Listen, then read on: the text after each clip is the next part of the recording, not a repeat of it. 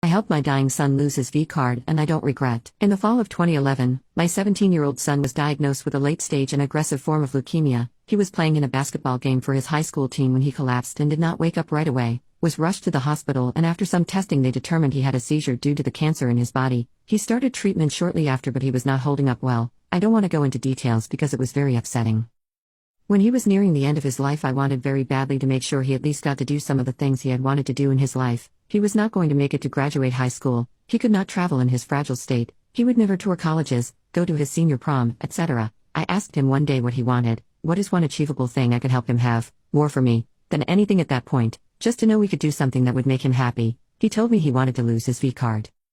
He had been seeing a girl for several months before his diagnosis and I had assumed he had lost it already. Apparently she wanted to take things slow, and after he started treatment he was too weak to do anything like that. Now that time has passed, and given the circumstances, they said that they were ready. The three of us sat together and talked. I explained that he was very weak and could not move much, and that she would need to do most of the work, that he could not achieve a stiffy on his own and would need some sort of to help, that he would need to stay connected to his heart monitors to make sure it didn't push him too far. She said she understood and I knew she did. He was in hospice care at this point at our home, so it was just a matter of whether or not I wanted to let them.